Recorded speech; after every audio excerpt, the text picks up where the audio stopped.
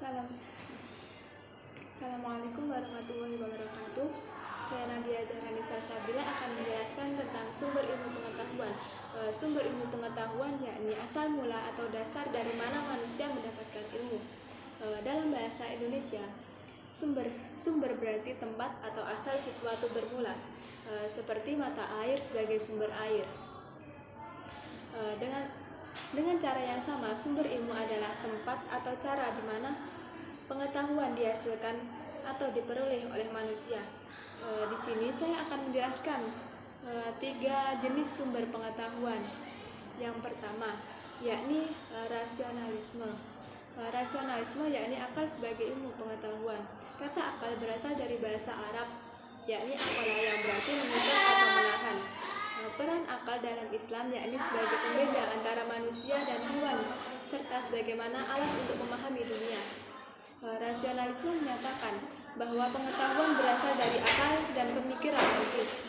Pemahaman ini mendasarkan kemampuan manusia untuk berpikir, mengolah informasi dan menarik kesimpulan tanpa harus selalu bergantung pada pengalaman langsung. Tokoh seperti René Descartes berpendapat bahwa akal adalah dasar dari segala pengetahuan. Contoh ilmiah yakni seperti seorang ilmuwan matematika membuktikan teorema baru berdasarkan logika dan dedukasi tanpa perlu melakukan eksperimen fisik, misalnya penemuan rumus geometri.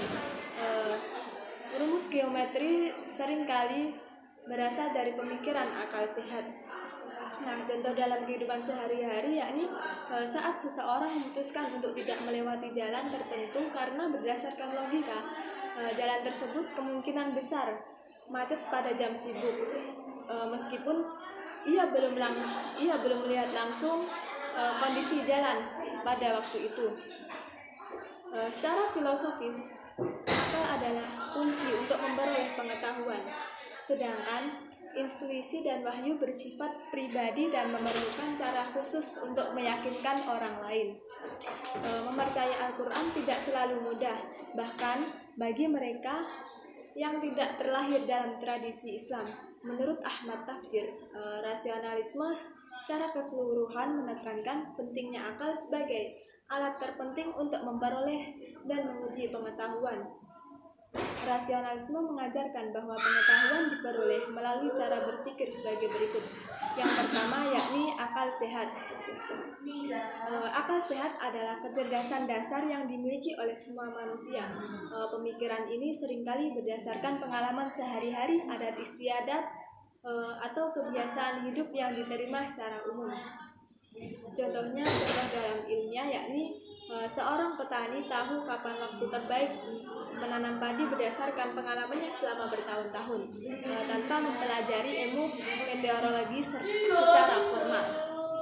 Contoh dalam kehidupan sehari-hari yakni seseorang mengetahui bahwa api itu panas dan dapat membakar jika disentuh. Hasil tersebut didasarkan pada pengalaman. Yang kedua yakni kecerdasan kawasa. Kecerdasan ini dimiliki oleh orang yang telah memperluas pemikirannya melalui proses belajar dan penelitian. Contoh dalam ilmiah, seorang dokter spesialis bedah memahami anatomi tubuh manusia dengan sangat rinci karena ia telah belajar dan menumbuhkan ilmunya di bidang tersebut. Contoh dalam sehari-hari yakni seorang ahli mekanik yang memahami cara kerja mesin kendaraan secara mendalam setelah belajar dan berlatih secara bertahun-tahun. Yang ketiga yakni kecerdasan laten.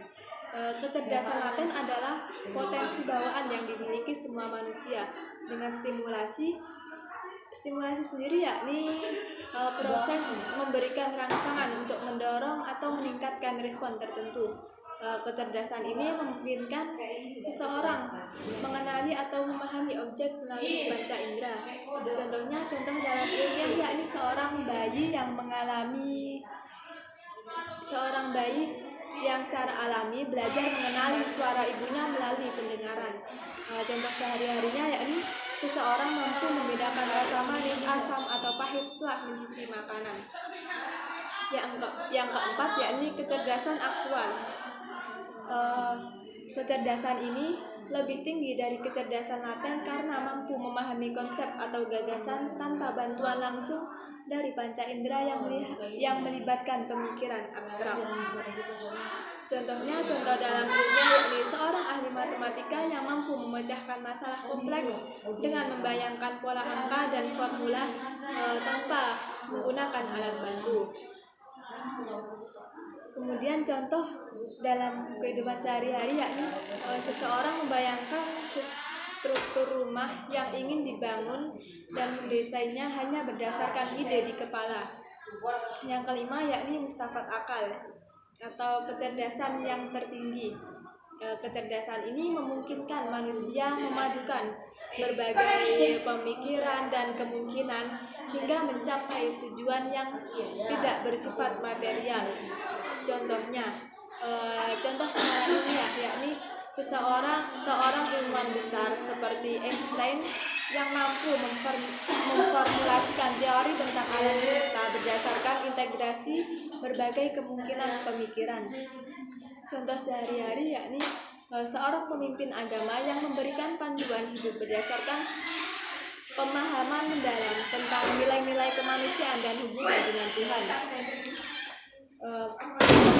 Pengetahuan yang kedua yakni empirisme, yakni indera sebagai sumber ilmu pengetahuan. Empirisme adalah pandangan bahwa pengetahuan manusia berasal dari pengalaman yang diperoleh melalui panca indera, seperti penglihatan, pendengaran, dan sentuhan.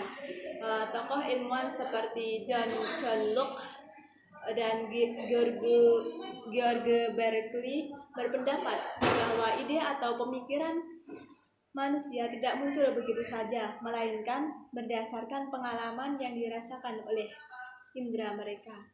Contohnya yakni contoh secara ilmiah dalam eksperimen kimia, seorang peneliti mencatat reaksi zat berdasarkan hasil pengamatan seperti perubahan warna atau temperatur. Misalnya, pembuktian hukum reaksi kimia dilakukan melalui pengujian langsung di laboratorium. Contoh dalam sehari-hari yakni seorang ibu mencicipi masakan untuk memastikan tingkat keasinan sebelum menyajikannya, yang berdasarkan pengalaman indrawinya. Yang ketiga, yakni sumber dari wahyu atau intuisi. Dalam Islam, wahyu dan intuisi adalah sumber utama pengetahuan. Dengan wahyu sebagai kebenaran mutlak yang melampaui akal, wahyu membimbing aspek spiritual dan kehidupan. Sementara intuisi, menurut Henry Batson, adalah puncak pemahaman yang membutuhkan usaha. Seorang ibu yang merasa ada sesuatu yang salah dengan kesehatan anaknya, meskipun tidak ada gejala jelas, sehingga ibu tersebut segera membawanya ke dokter. Intuisi ini seringkali dipandang sebagai dorongan batin yang mendalam. Jadi, Islam mengajarkan penggunaan akal, namun wahyu tetap lebih unggul dalam mencapai kebenaran hakiki, dan Al-Quran menjadi sumber informasi tak terbatas dalam pedoman hidup. Contohnya dalam contoh ilmiah yakni kajian terhadap Al-Quran yang menginspirasi perkembangan ilmu seperti astronomi, di mana informasi tentang alam semesta telah disebutkan dalam ayat-ayat tertentu. Selanjutnya, contoh sehari-hari yakni seseorang yang mempelajari tata cara beribadah melalui kitab suci dan mengamalkannya dalam kehidupan sehari-hari sebagai pedoman hidup. Dengan memahami sumber-sumber pengetahuan ini, kita dapat melihat bahwa ilmu pengetahuan tidak hanya berasal dari satu jalur, tetapi dari kombinasi akal, pengalaman, dan wahyu. Cukup sekian dari saya. Terima kasih. Wassalamualaikum warahmatullahi wabarakatuh. Baik, di sini saya Nanda Rusyidadi Agustin. Saya akan menjelaskan tentang klasifikasi ilmu pengetahuan. Sebelumnya, apa sih klasifikasi itu? Klasifikasi adalah proses atau metode untuk mengelompokkan sesuatu berdasarkan persamaan atau ciri-ciri tertentu. Dan ilmu sendiri mempunyai arti sekumpulan pengetahuan yang diperoleh melalui observasi, eksperimen, dan analisis yang dilakukan secara sistematis. Dan dapat diartikan klasifikasi yaitu pengelompokan berbagai cabang pengetahuan berdasarkan kesamaan atau ciri-ciri tertentu. Dan klasifikasi ini mempunyai tujuan tersendiri yaitu untuk memudahkan penelitian dan menambah pengembangan ilmu pengetahuan. Langsung saja masuk ke dalam pendekatan klasifikasi berdasarkan ilmu filsafat. Yang pertama yaitu klasifikasi ilmu pengetahuan berdasarkan objek kajian. Yang pertama ada ilmu alam. Ilmu alam adalah cabang ilmu yang mempelajari fenomena alam yang terjadi di sekitar kita. Ilmu ini berfokus pada pemahaman tentang berbagai aspek alam semesta, termasuk materi, energi, kehidupan, serta hukum alam-alam yang mengatur fenomena tersebut. Ilmu alam ini mencakup berbagai disiplin ilmu seperti ilmu fisika, kimia, dan juga biologi. Semua disiplin ini menggunakan metode. Jadi pada ilmu alam ini biasanya itu menggunakan metode empiris, yaitu pendekatan yang mengandalkan observasi dan eksperimen untuk mengumpulkan data yang dapat diukur dan diuji secara sistematis. Contoh dari ilmu alam sendiri yaitu misalnya peneliti ya. Peneliti ingin mengetahui apakah tumbuhan itu tumbuh cepat jika terkena matahari secara langsung atau tidak. Maka dari itu seorang peneliti itu harus melakukan observasi terhadap tanaman tersebut. Gitu. Kemudian poin yang kedua yaitu ilmu sosial. Ilmu sosial adalah cabang ilmu pengetahuan yang mempelajari tentang berbagai aspek kehidupan manusia, terutama bagaimana sih individu dan kelompok itu berinteraksi dalam masyarakat. Pada ilmu sosial ini biasanya itu berfokus pada pola perilaku manusia, hubungan antara individu, serta hubungan antara individu dalam suatu komunitas.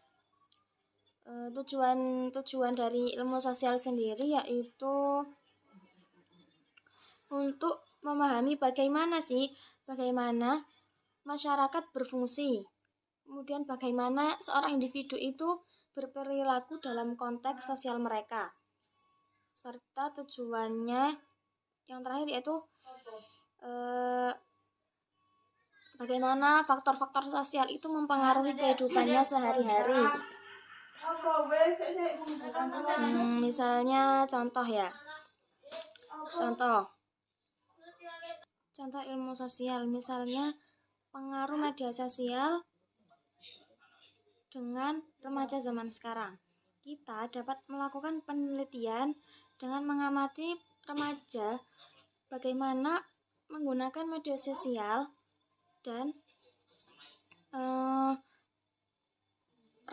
perilaku remaja, mengamatinya seperti itu, dan mengamati bagaimana mereka berinteraksi satu sama lain secara online dan secara offline.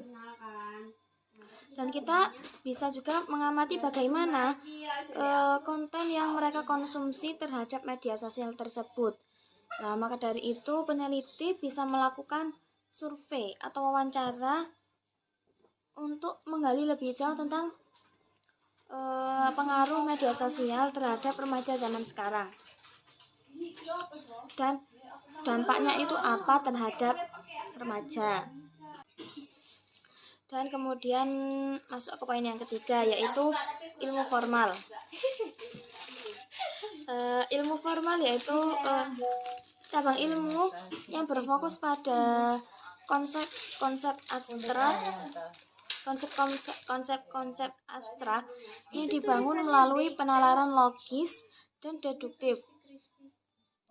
Ilmu formal ini berbeda dengan ilmu alam dan juga ilmu sosial.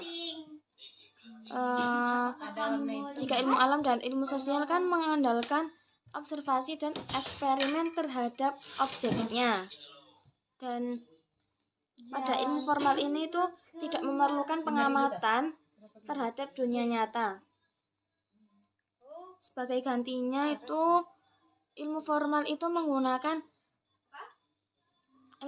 ini biasanya menggunakan aturan-aturan logika dan matematika untuk mengembangkan teori atau model yang berlaku secara umum.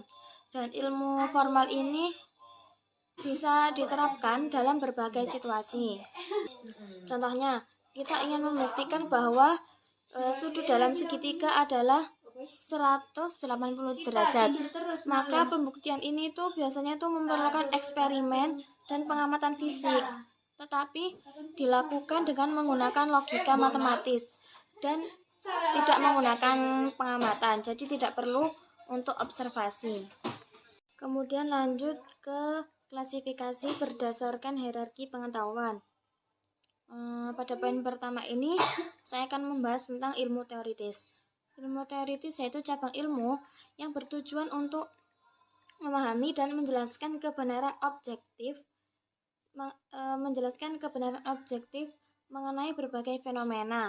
Ilmu ini biasanya itu lebih berfokus pada pencarian pengetahuan dasar yang sifatnya itu umum, yang bisa diterapkan dalam berbagai konteks atau situasi, dan biasanya ilmu teoritis ini digunakan untuk membangun dasar teori yang lebih luas. Kemudian lanjut ke ilmu praktis. Pada poin kedua, ilmu praktis. Ilmu praktis adalah cabang ilmu yang berfokus pada penerapan pengetahuan untuk membimbing dan mengarahkan tindakan manusia dalam kehidupan sehari-hari. Lanjut ke poin yang ketiga, ilmu produktif. Ilmu produktif yaitu cabang ilmu yang berkaitan dengan penciptaan atau produksi sesuatu yang baru melalui proses kreatif. Ilmu ini itu biasanya berfokus pada kemampuan manusia untuk menghasilkan karya, baik berupa produk fisik ataupun karya seni, atau juga biasanya itu hasil inovasi. Ilmu produktif ini itu biasanya itu tidak hanya melibatkan pengetahuan teknis dan keterampilan, tetapi juga melibatkan imajinasi, kreativitas dan proses eksplorasi ide-ide baru yang bermanfaat. Kemudian lanjut ke klasifikasi berdasarkan metode. Pada poin pertama yaitu ilmu empiris, yaitu ilmu yang bergantung pada pengalaman atau observasi langsung. Kemudian yang kedua yaitu ilmu non empiris.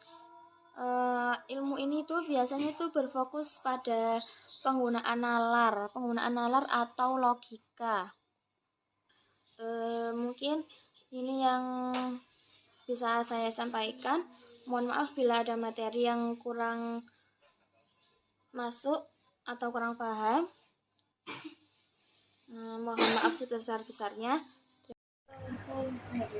Assalamualaikum warahmatullahi wabarakatuh. Di sini saya akan menjelaskan tentang perbedaan hierarki ilmu dan metode ilmiah.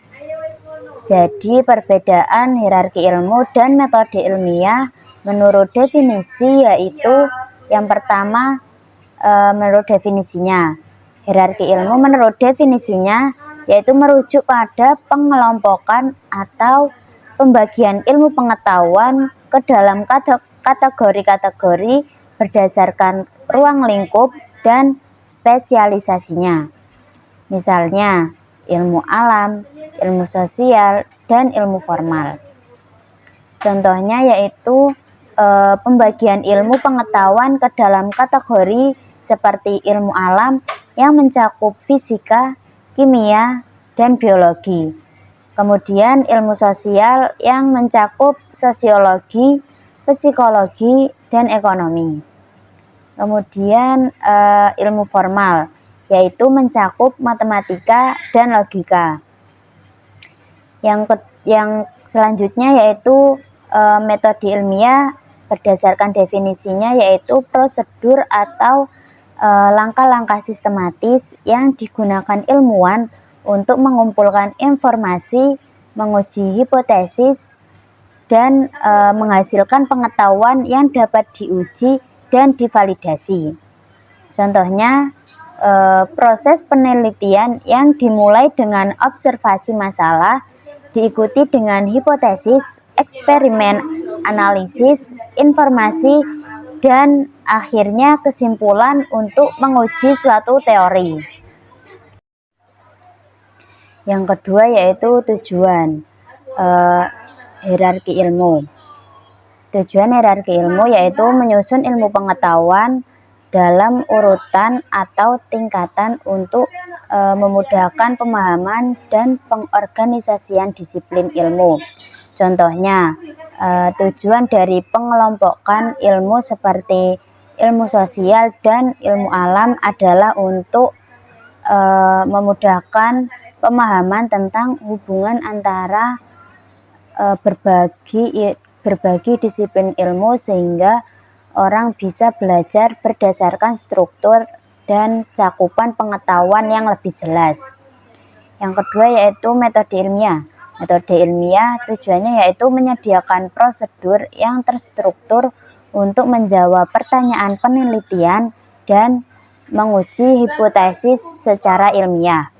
Contohnya, tujuan dari metode adalah untuk memberikan prosedur yang terstruktur dalam menguji hipotesis tentang pengaruh cahaya terhadap pertumbuhan tanaman melalui eksperimen yang terkontrol. Yang ketiga yaitu struktur. Hierarki ilmu menurut strukturnya yaitu bersifat hierarkis, yaitu ilmu pengetahuan dikelompokkan dalam tingkatan yang berbeda. Misalnya ilmu dasar, ilmu terapan, dan ilmu spesifik. Contohnya dalam hierarki ilmu, ilmu biologi adalah bagian dari ilmu alam. Sementara ekologi adalah cabang lebih spesifik dari biologi. Kemudian metode ilmiah. Metode ilmiah menurut struktur yaitu bersifat prosedural, terdiri dari langkah-langkah yang harus diikuti dalam urutan tertentu untuk memperoleh pengetahuan yang substansial. Contohnya, struktur dari metode ilmiah dimulai dengan pertanyaan penelitian, diikuti dengan hipotesis, kemudian eksperimen, kemudian analisis informasi, dan akhirnya kesimpulan untuk mengkonfirmasi atau membantah hipotesis. Kemudian yang keempat yaitu penerapan. Hierarki ilmu menurut penerapannya yaitu digunakan untuk mengklasifikasikan dan mengorganisasikan ilmu pengetahuan baik dalam kurikulum pendidikan, riset, maupun pengembangan ilmu. Contoh, dalam pendidikan kurikulum disusun berdasarkan hierarki ilmu seperti matematika yang diajarkan lebih awal sebagai dasar untuk fisika dan kimia di tingkat lanjut. Kemudian metode ilmiah menurut penerapannya yaitu digunakan untuk melakukan penelitian ilmiah secara konkret dalam berbagai disiplin ilmu. Contoh, dalam penelitian medis, metode ilmiah diterapkan untuk menguji efektivitas obat baru dengan menggunakan eksperimen terkontrol yang melibatkan uji klinis. Selanjutnya yaitu hasil yang dicapai. Hierarki ilmu. Hasil yang dicapai dari hierarki ilmu yaitu tidak menghasilkan pengetahuan baru secara langsung, tetapi pengelompokan pengetahuan yang sudah ada dalam kategori yang lebih terstruktur. Contohnya, hierarki ilmu mengorganisasi pengetahuan yang sudah ada, seperti pengelompokan cabang-cabang ilmu dalam fisika, seperti mekanik dan listrik, tanpa menciptakan pengetahuan baru. Kemudian hasil yang dicapai dari metode ilmiah ini yaitu menghasilkan pengetahuan baru melalui eksperimen dan penelitian yang sistematis serta membuktikan atau membantah hipotesis yang diajukan. Contohnya, melalui eksperimen ilmiah, peneliti menemukan bahwa tanaman yang terkena cahaya biru tumbuh lebih cepat dibandingkan dengan cahaya merah, menghasilkan pengetahuan baru dalam bidang fisiologi tanaman. Kemudian menurut cakupannya, hierarki ilmu menurut cakupannya yaitu berkaitan dengan pembagian dan klasifikasi ilmu pengetahuan dalam bidang atau kategori tertentu seperti sains, teknologi, seni, dan humaniora. Contohnya yaitu ilmu alam yang mencakup fisika, kimia, dan biologi.